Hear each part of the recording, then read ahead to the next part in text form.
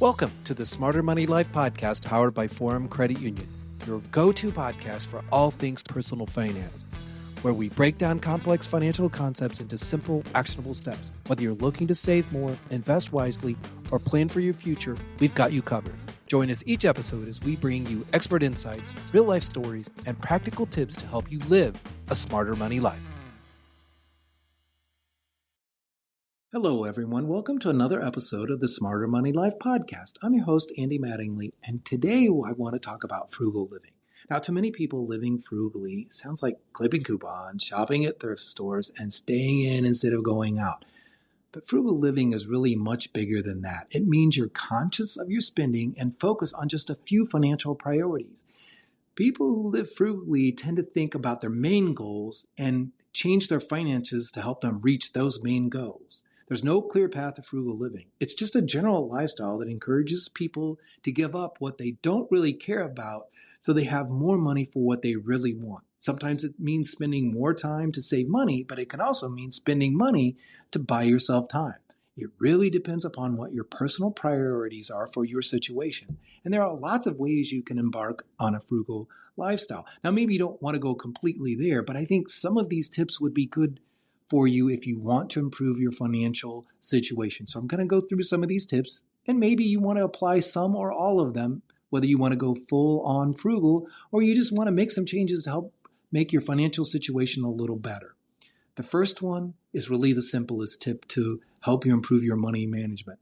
And that means wait at least 24 hours before you're buying anything. During that time, you'll figure out whether you actually need or want that item. And if you still want it, then you can purchase it. If you need it, of course, you're going to purchase it. However, there are going to be lots of times that you'll find out that you don't really need it, and maybe it isn't even something that you really want. So you save money.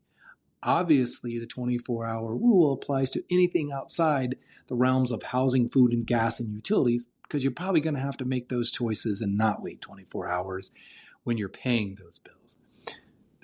Another thing is that you have to really make a plan for your money. Like, how do you want to spend your money? Have you ever considered where you want to spend your money before you spend it?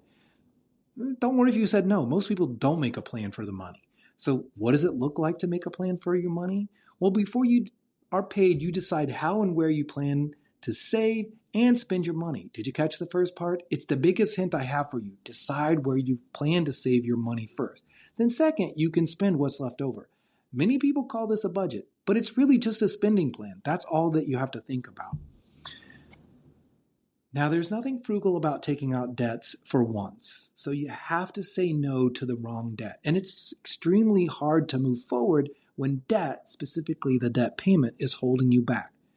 It's like taking 2 steps forward only to be taking back a step now and 3 steps back in the future. How do you get around not going into debt? You save up for big purchases, and then you pay cash, so you don't have debt holding you back.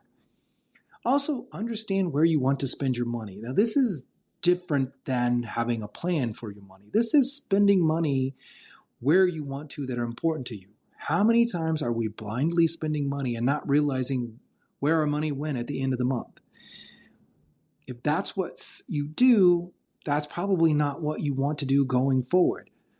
You feel like you are just tied to your bills and you can't really enjoy what you do to earn money. So now is the time to figure out where your priorities lie and where you want to spend your money. Is it going on vacations? So then maybe you spend less on housing. Is it having a nicer house? So maybe you spend less on vacations.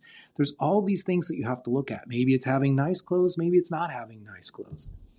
And this is really when it comes into the next thing. Know your reason to live frugally if that's what you're going to do. It doesn't come with a lot of materialistic perks. So you are sacrificing spending money in order to save money to stick to your frugal living. So you have to know what your reason is. And your answer is going to vary from everyone else's. And that's okay because we all have different money goals. Also, keep your budget trim. This is one of the biggest frugal living areas that can have a really big impact. Food is one of the basic expenses that you need to survive. However, how you choose to fuel your body will make a difference in your budget, as well as how you choose to shop. You have to become cognizant on grocery spending so you can learn how to save money on groceries. And if you learn to save money on groceries, like shopping with a list and not buying perishable goods and buying in bulk when it makes sense, it can have a huge impact over time. Now, another thing is DIY first. Now, I'll be the first to admit that making something yourself can be overwhelming when you don't have a clue where to start.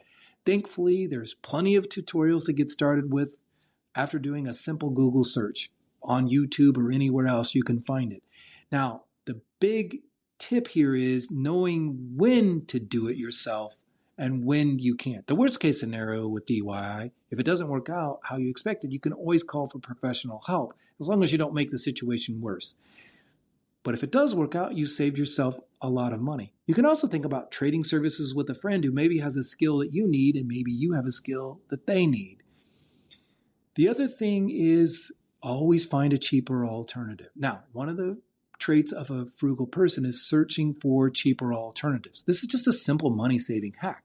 This could be as simple as searching for a better price online or even asking for price matching. Or you can wait for a sale or a clearance. It's a great way to save. And other ways you can do it is buying in bulk, buying generic, buying less items, finding items that have a dual purpose over things that have just a single use. And you can also buy used. Those are sometimes ways that you can find a cheaper alternative.